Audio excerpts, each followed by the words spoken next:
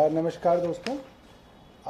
2 दिन पहले हमने उत्तरी दिल्ली नगर निगम के विषय में एक प्रेस वार्ता की थी कि उत्तरी दिल्ली नगर निगम कुछ ट्रामल मशीनें किराए पे ले रहा है और जिस रेट में ट्रामल मशीनों को किराए पे लिया जा रहा है उसके संदर्भ में एमसीडी की ही ऑडिट रिपोर्ट में सवाल उठाए गए थे। और जब एक ट्रामल मशीन का महीने का किराया 6,30,000 रुपये था, उस पर भी सवाल उठाए जा रहे थे उन्हीं की ऑडिट द्वारा कि ये पैसा ज़्यादा है। और इस पर हमने एक प्रेस वार्ता की थी कि अब जो नए कॉन्ट्रैक्ट के तहत ये ट्रामल मशीनों को किराए पे लेने जा रहे हैं उसमें ये किराया जो है 6,30,000 से बढ़ाकर 18,36,000 किया जा रहा है, यानी कि 3 गुना। इस पर कल कुछ अखबारों में भाजपा के स्थायी समिति के उत्तरी नगर निगम स्थायी समिति के अध्यक्ष जोगीराम जैन के कुछ बयान छपे हैं। मैं आपको ये बयान बता रहा हूं। और बयान जो है वो ये है, ट्रामल मशीनों का कोई किराया नहीं लिया जा रहा। निस्तारित किए गए कूड़े के 306 रुपये प्रति टन के हिसाब से भुगतान किया जाएगा। 79 मशीनें यहां लगाने की योजना है। एक मशीन से कम 6,000 टन कूड़े का प्रतिमाह निस्तारण किया जाएगा। इसका क्या मतलब हुआ? 306 प्रति टन के हिसाब से निस्तारण करेंगे। एक महीने में एक मशीन कम से कम 6,000 टन का निस्तारण करेगी, तो 306 गुणा 6,000 बनता है 18,30,000 रुपये कम से कम। तो कम से कम किराया जो एक महीने का एक मशीन का ये लोग देंगे ये 18,30,000 रुपये। और कह रहे हैं कि हम जो है किराए पे नहीं दे रहे। और इनकी अब स्टैंडिंग कमेटी की जो एजेंडा छपा है उसमें साफ साफ लिखा हुआ है, कचरा जलाने योग्य कचरे आरडीएफ तथा एसएनडी कचरे के लिए अपेक्षित कचरा पृथक्करण ट्रामल मशीनरी किराए पर लेने के पश्चात लिगेसी कचरे के बायो माइनिंग एवं रिडीमेशन हेतु प्रति मीट्रिक दरें उद्धृत करें। इनके खुद एजेंडा के अंदर लिखा हुआ है कि ये किराए पे मशीनें ली जा रही हैं और इनके स्टैंडिंग कमेटी के अध्यक्ष अखबारों में बयान दे रहे हैं कि ये किराए पे नहीं दी जा रही। कल स्टैंडिंग कमेटी के बाहर हमारे पार्षदों ने इसके विरोध में काफ़ी देर तक धरना दिया और मांग की कि जो एमसीडी की खुद की ऑडिट रिपोर्ट है उसके ऊपर एमसीडी कार्रवाई करे, मगर स्टैंडिंग कमेटी के अंदर इस प्रस्ताव को पास कर दिया गया। तो आज की प्रेस वार्ता इसलिए कि हमने जो कहा वो इनकी स्टैंडिंग कमेटी के अध्यक्ष ने खुद जो है मान लिया है और ये बात भी मान ली है कि अब 3 गुना रेट पर इस मशीन को किराए पे लिया जाएगा। इनकी ऑडिट में ही ये बात सामने आई है। ये मशीन मात्र 17,70,000 रुपये की है। एक मशीन जिसकी कीमत 17,70,000 रुपये, उसका महीने का किराया एमसीडी जो है 18,36,000 रुपये देगी। ये बात अब खुद उनके बयान में ही दर्ज हो गई है। तो क्योंकि अब एमसीडी नहीं मान रही है और सीधा सीधा गुंडागर्दी पे उतर आए हैं, तो हमने ये सोचा है कि हमारे विपक्ष के नेता जो हैं विकास गोयल जी जो मेरे साथ बैठे हैं, ये section 207 Delhi municipal corporation act amendment 2011 के तहत दिल्ली सरकार को अपनी शिकायत देंगे ताकि दिल्ली सरकार एक स्पेशल ऑडिट इस मामले में कराकर दूध का दूध और पानी का पानी किया जाए। तो आज की प्रेस वार्ता इस बारे में थी। अगर आपके पास कोई सवाल हैं तो आप सवाल पूछ सकते हैं। शिकायत दे रहे हैं, देंगे। शिकायत देंगे। केंद्र सरकार ने सभी राज्यों से ये रिपोर्ट मांगी है कि इनके राज्य में ऑक्सीजन से कितनी मौतें हुई हैं।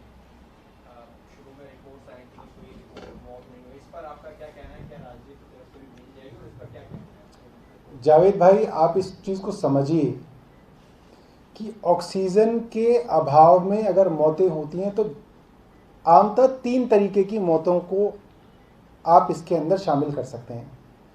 पहली, वो जो अस्पताल में दाखिल मरीज़ है, ऑक्सीजन की कमी हो गई, अस्पताल में मरीज बिना ऑक्सीजन के मारा गया। नंबर 2, वो जो लोग घर में हैं, अस्पताल में दाखिल नहीं हुए, घर में ऑक्सीजन सिलेंडर की ज़रूरत है, बिना सिलेंडर के उनकी मृत्यु हो गई।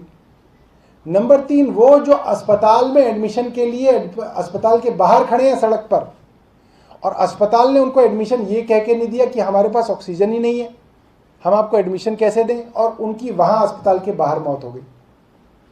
अब ये 2 तरीके की मौतें हैं, अस्पताल के बाहर सड़क पर और अपने घर में। इसका तो कोई डॉक्टरी सर्टिफिकेट मिलेगा नहीं कि उनकी ऑक्सीजन के अभाव में मृत्यु हुई। और तीसरी मृत्यु का जो मैंने आपको बताया कि जो अस्पताल में होंगी, उनका भी मैं नहीं समझता कि कोई भी अस्पताल प्रशासन किसी भी मरीज को उसकी डेथ समरी में लिख के देगा कि ऑक्सीजन की कमी की वजह से उनकी मृत्यु हुई, क्योंकि वरना उनको लगता है कि ये तो प्रशासन जो है, अस्पताल प्रशासन के ऊपर मामला आ जाएगा।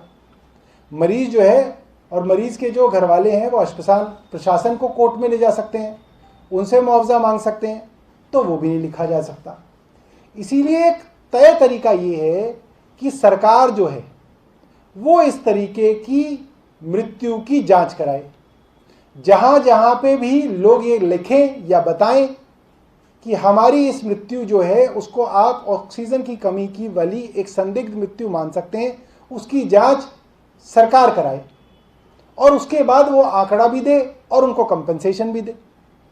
दिल्ली सरकार ने एक फैसला किया था कि इस तरीके की हुई मृत्यु के कारण जो जो परिवारों को नुकसान हुआ है, उन परिवारों को 5 लाख रुपए की एक आर्थिक मदद दी जाएगी।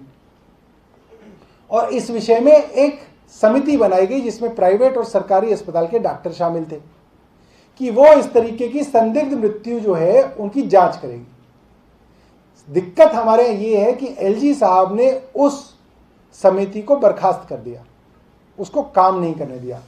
तो हमारी केंद्र सरकार से और एलजी साहब से ये गुजारिश रहेगी कि राजनीति से उठकर इस समिति को काम करने दें, ताकि वो लोग जिनके घर वाले इस कारण मर गए उनको 5 लाख रुपए की मदद भी मिल सके और एक सही आंकड़ा जो है केंद्र सरकार को भी दिया जा सके, ताकि आगे आने वाले समय में जो है इस चीज के ऊपर बेहतर काम हो। सर, दूसरा सवाल गफ्फार मार्केट को लेकर है, उस पर आपके क्या इल्जाम है और अभी क्या स्टेटस है उसका और क्या कहना चाहेंगे? क्योंकि जो मार्केट एसोसिएशन वाले हैं वो कह रहे हैं कि हम कहीं और शिफ्ट होने के लिए तैयार है, नहीं तो हम कोर्ट भी जाएंगे, लेकिन कोई हमें जगह दी जाए सरकार की तरफ से।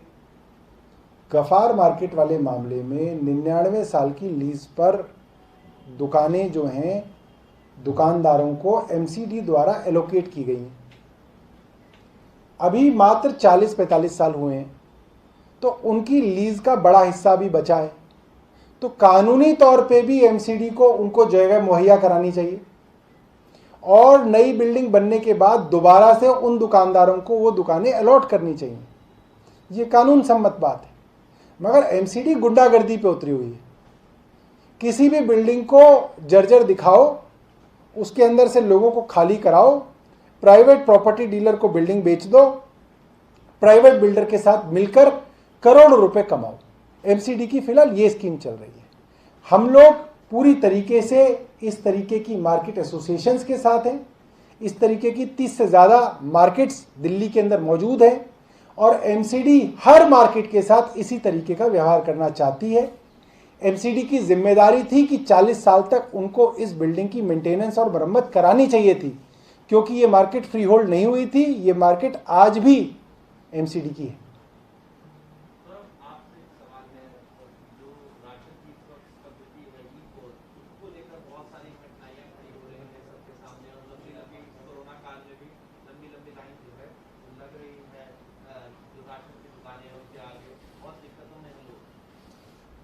देखिए, इसके अंदर जो सबसे बड़ी समस्या है वो है राशन माफिया। ये लोग कोई ऐसा तरीका सरकार को अपनाने नहीं देंगे जिसके अंदर बेईमानी रुक सके। इन लोगों का कमीशन सरकार ने 10 गुना बढ़ा दिया, उसके बावजूद ज्यादातर लोग बेईमानी से बाज नहीं आते। हमने केंद्र सरकार को सुझाया था, जब तक आप गरीब आदमी को उसके घर तक राशन नहीं पहुंचाओगे, ये चोरी, ये बेईमानी, ये राशन माफिया चलता रहेगा। दुख की बात यह है, केंद्र सरकार जबरदस्ती इस ई-पॉस सिस्टम को लागू करना चाहती है।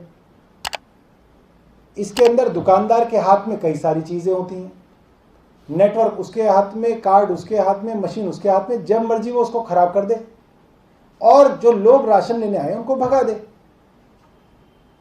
मशीन खराब हो गई, अब आप कैसे, कोई गरीब आदमी कैसे साबित करेगा कि मशीन खराब हो गई या राशन माफिया ने खुद खराब कर दी? ये बड़ा आसान है करना। तो इस तरीके की समस्या पहले भी आई थी, 3 साल पहले भी इस स्कीम को जारी करने की कोशिश की गई थी, 2-3 साल पहले, तब भी यही समस्या आई थी।